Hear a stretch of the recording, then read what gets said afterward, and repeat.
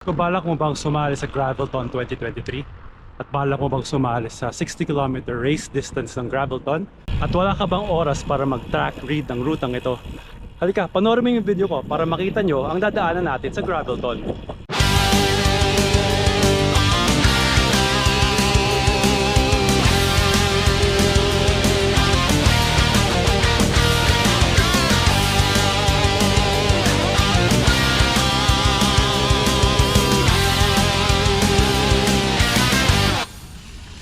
Ang Gravelton ay isang gravel race na gagawin sa Clark, Pampanga ngayong October 22, 2023. Meron siyang short course na 60 kilometers at long course na 100 kilometers naman ang haba.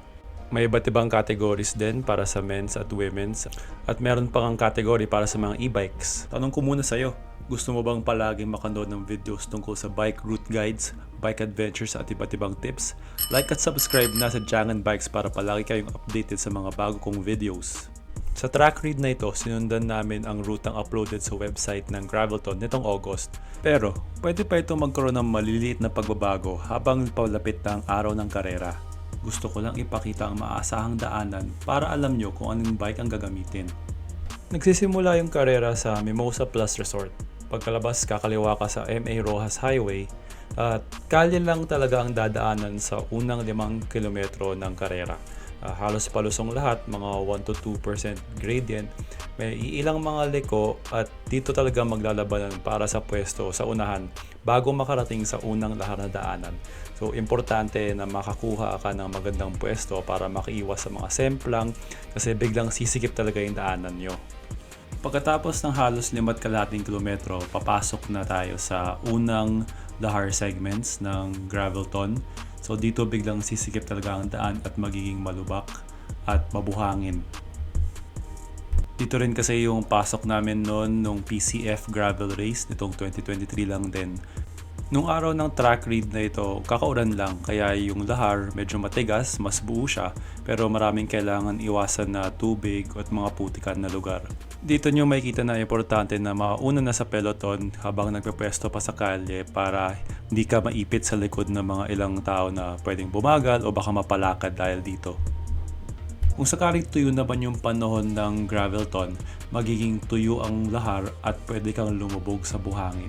Ang teknik ko rito, shift sa low gear at padyak lang. Ganon din halos kung hindi maiwasan ang tubig, pero may dagdag na tiwala. Pagkatapos ng unang kaliwa galing kalye, kakanan naman sa loob ng isang mas maliit na daanan. Lalapad din yung ruta pagtagal pero dito siguro maglalagay naman yung race organizers ng mga marshals para alam ng mga siklista kung saan dapat pumunta. Pero sa pagsunod namin sa GPX file na bigay sa website, umakyat kami sa mukhang dike ng Sacobia River. Mukhang alanganin magbike nung araw na to rito kasi kakauran lang at mukhang bumagsak yung ibang bahagi ng dike kaya maraming butas na kailangan kaming iwasan nito. Pagkalagpas dito, nakarating na kami sa dirt road na dinadaanan din ng mga pickup trucks at mga ibang construction vehicles sa ilalim ng Sacobia Bridge. Mas banayad na yung padyak dito dahil mas malapad na yung daan at dahil nga kakauran lang, mas matigas yung buhangin. Sa dulo ng daan na to, may konting ahon lang tapos maliit na lusong papunta na sa unang tawid ng ilog.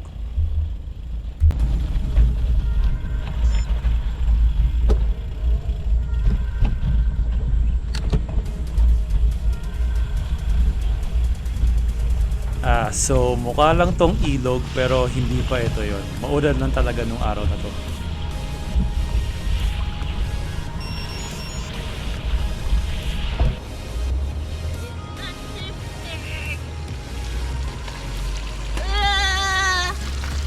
At bubungad na tayo dito sa may dam na tumatawid lang sa Sacobia River. Hindi ko alam yung pangalan ng dam na to kaya kung alam nyo, i-comment nyo lang sa baba. Hi!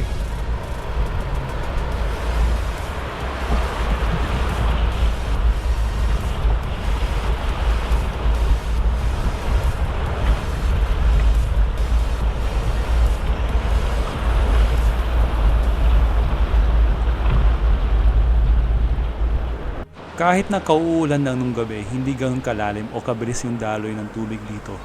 Makikita mo na hanggang sa rims lang yung lalim ng tubig. Pagkatawid natin ng dam, may mga sementado at hindi sementado mga daan. Itong araw na to, yung mga hindi sementadong daan, sobrang putikan dahil nga kakulan lang. Like unstable surfaces. Why do you have gravel bike? I don't know. Pagkarating dito sa may kilometer 12.5 sa may Eldora Resort sign, madadatnan yung unang medyo matarik na ahon. So sa mga 9 to 10% yung gradient ng ahon na to. Hindi naman siya ganun kahaba, pero mararamdaman nyo talaga yung medyo sabak siya. At syempre pagkatapos ng ahon, may mahabang lusong. Ingat lang pagkarating sa baba ng lusong na to dahil lumilibo siya, medyo malubak at baka makasalubong ng mga truck. Mahaba-haba yung sementadong kalye pagkatapos nito, kaya yung mga may mga medyo manipis na gulong, kayang-kaya nyong mauna o makahabol sa mga nauuna. Ito naman yung ginagawang flyover sa may kilometer 19. Marami lang sasakyan nung araw na to kasi biyernes siya, so may pasok mga tao. So pagdating ng karera, siguro hindi naman siya magiging ganito ka-traffic kasi weekend na.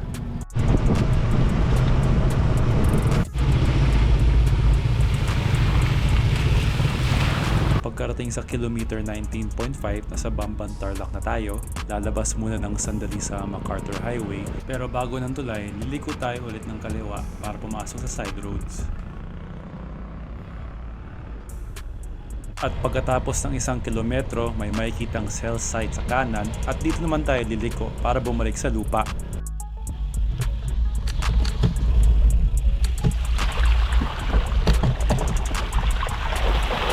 Oh, crap. Kaya biglang lalim dyan.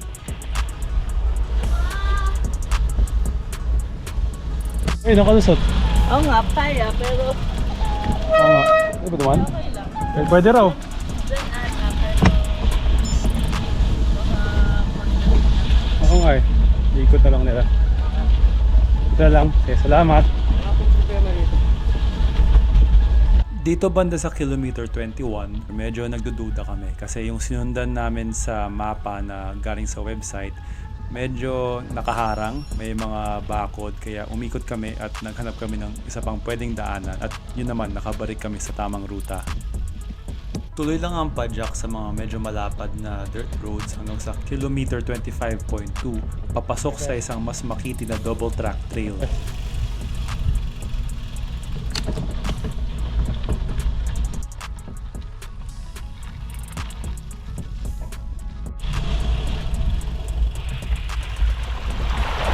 Oh, wow. Holy shit. Lalim.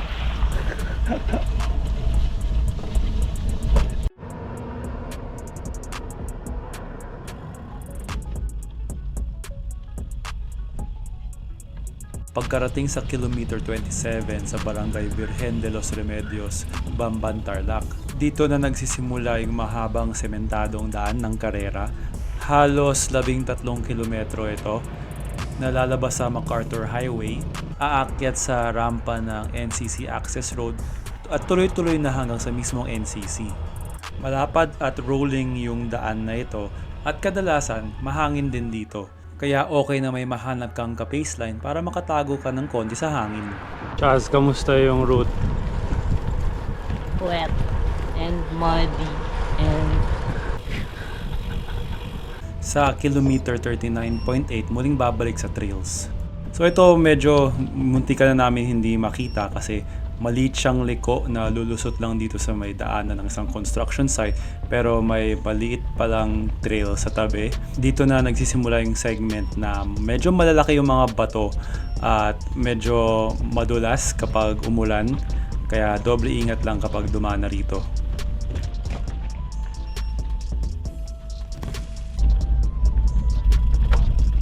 Putek dito ha.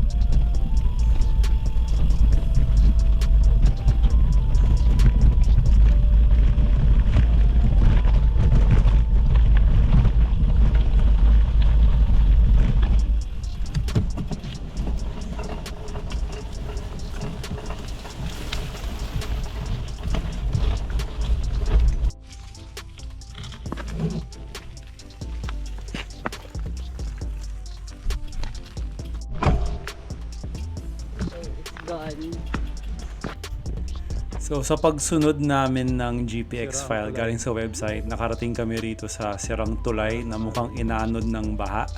Kailangan lakarin to.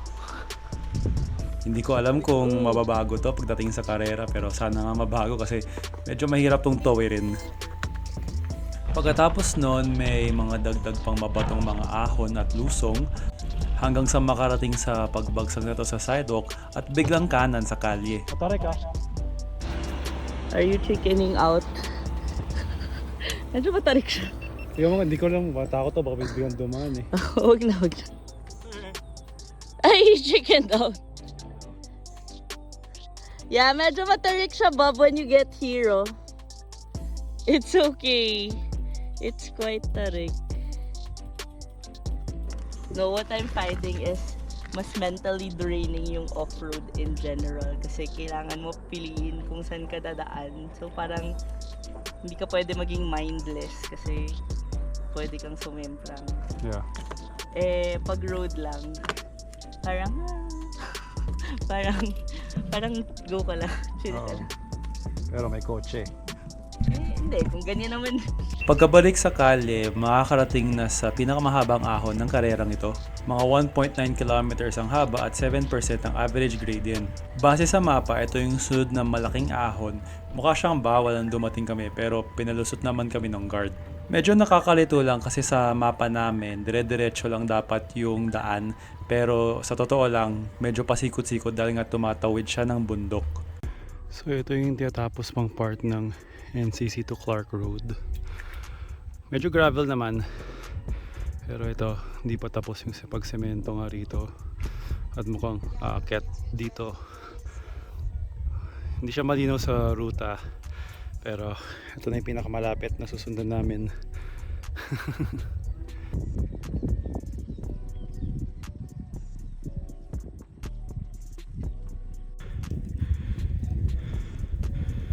So ito yung final climb. Dirt road. Medyo matarik. So mga 10% na ito. Lalo itong dulo. Grabe. Hindi ko alam kung maayos pa talaga to pagdating ng Gravelton. Kaya ito na muna. Maghanda para rito. Yan si Chaz.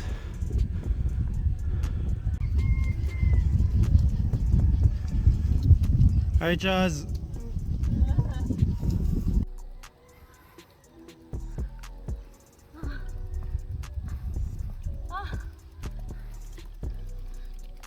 It's a fucking hike.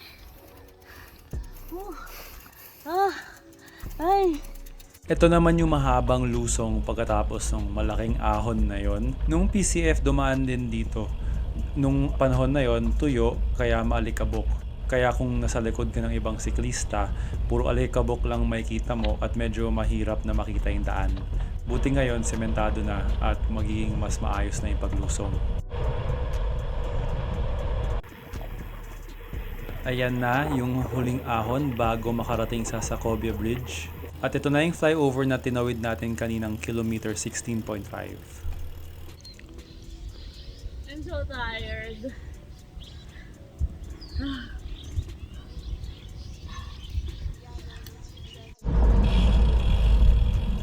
So kita nyo nasa Sacobia Bridge na kami at papasok na kami sa Clark. Puro kalye na to. Pero natapos na namin lahat ng mga gravel section, mga off-road section. At yung masasabi ko ay maganda yung halo ng paved at unpaved. Yung mga technical parts. Okay siyang challenge. Nakakatuwa. Medyo hindi ka aantokin, hindi ka matutulog talaga sa course na to. Chaz, ano masasabi mo sa track read? Ay, nakakapagod. Matarik yung mga ginagawa pa. At marami rin palang ahon. Medyo rolling yung NCC part. Tutuwa ka ba na ginawa mo ito ngayon? Ano mo na yung gagawin? Dadaanan? Hindi ko alam. Hindi. Malalaman natin sa Gravelton. Gusto ko ba itong uli? So if you like more cycling content, don't forget to like and subscribe.